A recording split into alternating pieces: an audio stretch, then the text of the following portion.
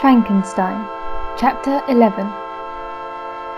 It is with considerable difficulty that I remember the original era of my being. All the events of that period appear confused and indistinct. A strange multiplicity of sensations seized me, and I saw, felt, heard, and smelt at the same time. And it was, indeed, a long time before I learned to distinguish between the operations of my various senses. By degrees, I remember, a strong light pressed upon my nerves, so that I was obliged to shut my eyes. Darkness then came over me and troubled me, but hardly had I felt this, when, by opening my eyes, as I now suppose, the light poured upon me again. I walked, and, I believe, descended, but I presently found a great alteration in my sensations. Before, dark and opaque bodies had surrounded me, impervious to my touch or sight, but I now found that I could wander on at liberty, with no obstacles, which I could not either surmount or avoid. The light became more and more oppressive to me, and the heat wearying me as I walked. I sought a place where I could receive shade. This was the forest near Ingolstadt, and here I lay by the side of a brook resting from my fatigue, until I felt tormented by hunger and thirst. This roused me from my nearly dormant state, and I ate some berries which I found hanging on the trees or lying on the ground. I slaked my thirst at the brook, and then, laying down, was overcome by sleep. It was dark when I awoke. I felt cold also, and half frightened, as it were, instinctively, finding myself so desolate. Before I had quitted your apartment on a sensation of cold, I had covered myself with some clothes, but these were insufficient to secure me from the dews of the night. I was a poor, helpless, miserable wretch. I knew, and could not distinguish, nothing, but feeling pain invaded me on all sides. I sat down and wept.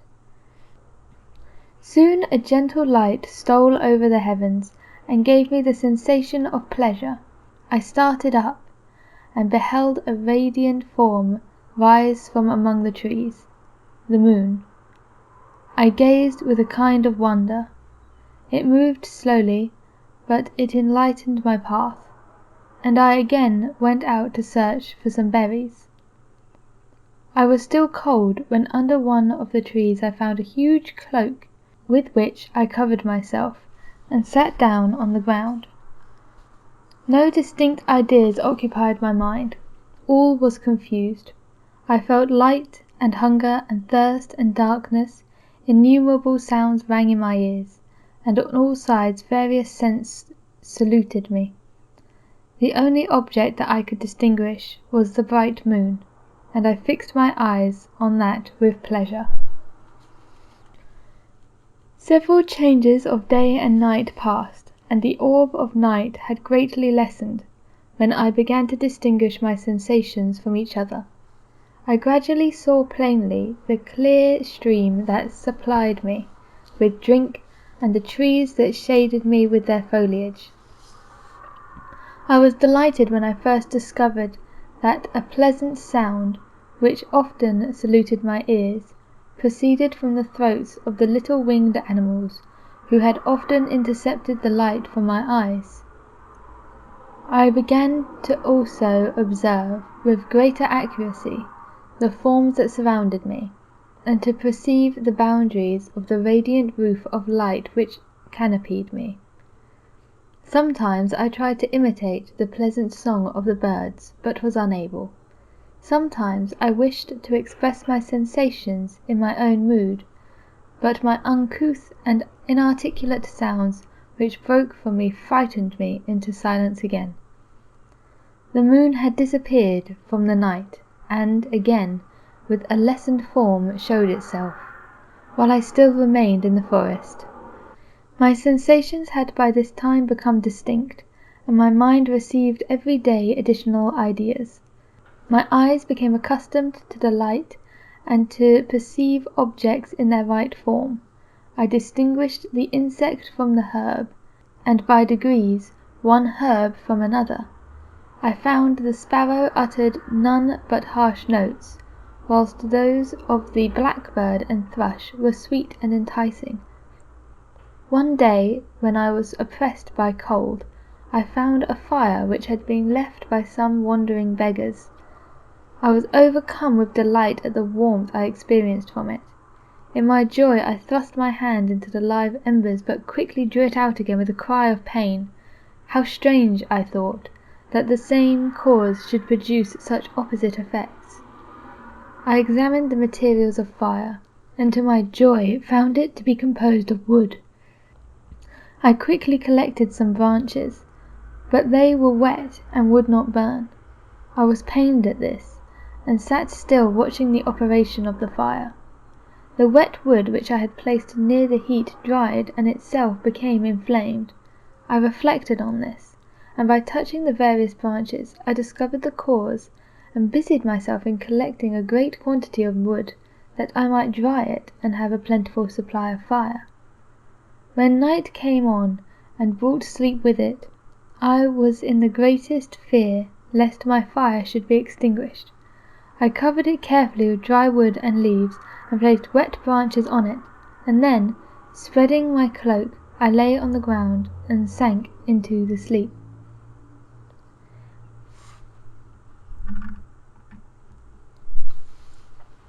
It was morning when I awoke, and my first care was to visit the fire. I uncovered it, and a gentle breeze quickly fanned it into a flame. I observed this also, and contrived a fan of branches, which roused the embers when they were nearly extinguished. When night came again, I found with pleasure that the fire gave light as well as heat, and that the discovery of this element was useful to me in my food, for I found some of the offals that the travellers had left and had been roasted, and tasted much more savoury than the berries I gathered in the trees. I tried, therefore, to dress my food in the same manner, placing it on the live embers. I found that the berries were spoiled by this operation, and the nuts and roots much improved. Food, however, became scarce, and I often spent the whole day searching in vain for a few acorns to assuage the pangs of hunger. When I found this, I resolved to quit this place that I had hitherto inhabited, to seek for one where a few wants I experienced could be more easily satisfied.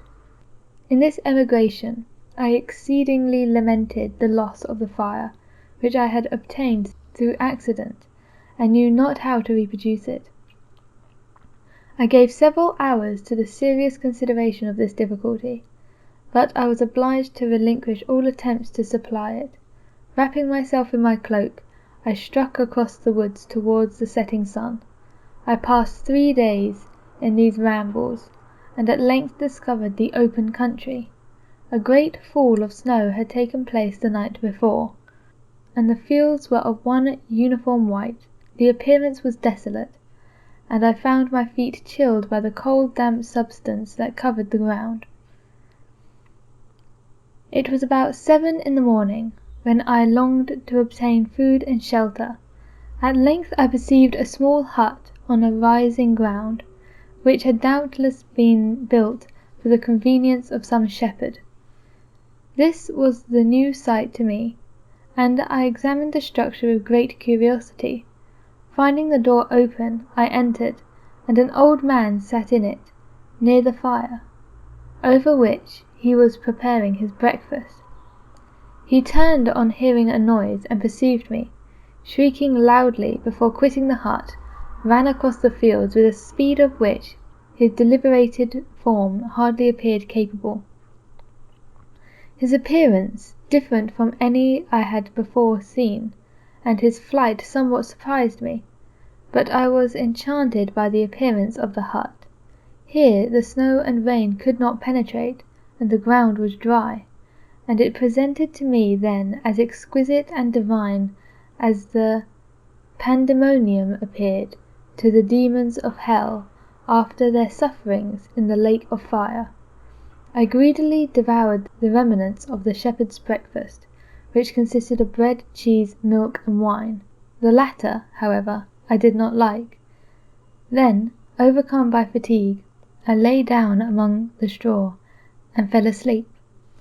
It was noon when I awoke, and allured by the warmth of the sun, which shone brightly on the white ground, I determined to recommence my travels, and, depositing the remains of the peasant's breakfast in my wallet I found, I proceeded across the fields for several hours, until at sunset I arrived at a village. How miraculous did this appear! The hut near the cottages and stately houses engaged my admiration by turns. The vegetables in the gardens, the milk and cheese that I saw placed at the windows of some of the cottages, allured my appetite. But one of the best of these I entered, but I had hardly placed my foot within the door before the children shrieked, and one of the women fainted. The whole village was roused, some fled, some attacked me, until, grievously bruised by stones and many other kinds of missile weapons, I escaped to the open country, and fearfully took refuge in a low hovel, quite bare, and making a wretched appearance after the palaces I had beheld in the village. This hovel, however, joined a cottage of a neat and pleasant appearance, but after my late dearly bought experience, I dared not enter it. My place of refuge was constructed of wood, but so low that I could with difficulty sit upright in it. No wood, however, was placed on the earth, which formed the floor, but it was dry, and although the wind entered it by innumerable chinks, I found it an agreeable asylum from the snow and rain. Here then I retreated, and lay down happy to have found a shelter, however miserable, from the inclemency of the season, and still more from the barbarity of man. As soon as morning dawned I crept from my kennel, that I might view the adjacent cottage and discover if I could remain in the habitation I had found. It was situated against the back of a cottage, and surrounded on the sides, which were exposed, by a pigsty and a clear pool of water. One part was open, and by that I had crept in, but now I covered every crevice, by which I might be perceived with stones or wood, yet in such a manner that I might move them on occasion to pass out. All the light I enjoyed came through the sty, and that was sufficient for me. Having thus arranged my dwelling, and carpeted it with clean straw, I retired, for I saw the figure of a man at a distance, and I remembered too well my treatment the night before to trust myself in his power, and I had first, however, provided for my sustenance for that day by a loaf of coarse bread, which I had purloined, and a cup with which I could drink more conveniently from than my hand of the pure water which flowed by my retreat. The floor was a little raised, so that it was kept perfectly dry, and by this vicinity to the chimney of the cottage it was tolerably warm. Being thus provided, I resolved to reside in this hovel until something should occur which might alter my determination. It was indeed a paradise compared to the bleak forest, my former residence, the rain-dropping branches, the dank earth. I ate my bread with pleasure, and was about to remove a plank to procure myself a little water, when I heard a step, and looking through a small chink, I beheld a young creature, with a pail on her head, passing before my hovel. The girl was young and of a gentle demeanour, unlike what I have since found cottagers and farmhouse servants to be. She was meanly dressed, a coarse blue petticoat and linen jacket being her only garb. Her fair hair was plaited but not adorned. She looked patient yet sad. I lost sight of her, and in a quarter of an hour she returned, bearing the pail, which was now partially filled with milk. As she walked along, seemingly incommoded by the burden, a young man met her, whose countenance expressed a deeper despondence, uttering a few sounds with the air of melancholy. She took the pail from her head and bore it to the cottage himself. She followed, and they disappeared. Presently I saw the young man again, with some tools in his hand, cross the field behind the cottage, and the girl was also busied, sometimes in the house and sometimes in the yard. On examining my dwelling, I found that one of the windows of the cottage had formerly occupied part of it, but the panes had been filled up with wood. In one of these was a small and almost imperceptible chink, through which the eye could just penetrate. Through this crevice a small room was visible, whitewashed and clean, but very bare of furniture. In one corner, near the small fire, sat an old man, leaning his head on his hands in a disconsolate attitude. The young girl was occupied in arranging the cottage, but presently she took something out of a drawer, which employed her hands, and she sat down behind the old man, who, taking up an instrument, began to play, and to produce sounds sweeter than the voice of the thrush or the nightingale. It was a lovely sight, even to me, poor wretch, who had never beheld aught beautiful before. The silver hair and benevolent countenance of the aged cottager won my reverence, while the gentle manners of the girl enticed my love. He played a sweet mournful air, which I perceived drew tears from the eyes of his amiable companion, of which the old man took no notice, until she sobbed audibly. He then pronounced a few sounds, and the fair creature, leaving her work, knelt at his feet.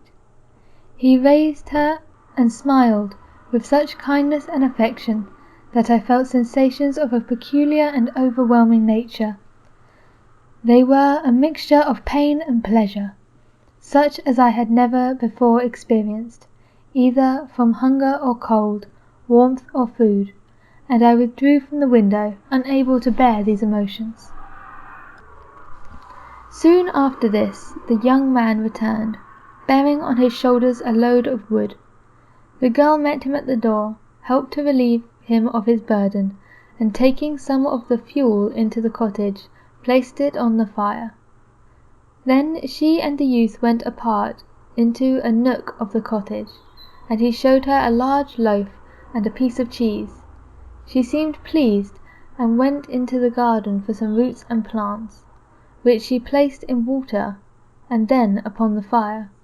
She afterwards continued her work, whilst the young man went into the garden and appeared busy, employed in digging and pulling up roots. After he had been employed thus about an hour, the young woman joined him, and they entered the cottage together. The old man had, in the meantime, been pensive, but on the appearance of his companions he assumed a more cheerful air, and they sat down to eat. The meal was quickly dispatched. The young woman was again occupied in arranging the cottage. The old man walked before the cottage in the sun for a few minutes, leaning on the arm of the youth. Nothing could exceed in beauty the contrast between these two excellent creatures.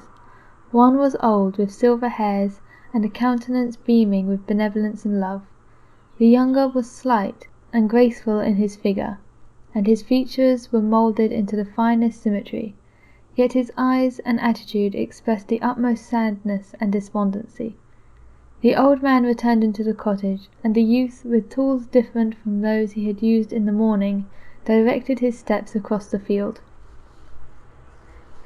Night quickly shut in, but to my extreme wonder I found that the cottage had means of prolonging light by the use of tapers, and was delighted to find that the setting of the sun did not put an end to the pleasure I experienced in watching my human neighbours.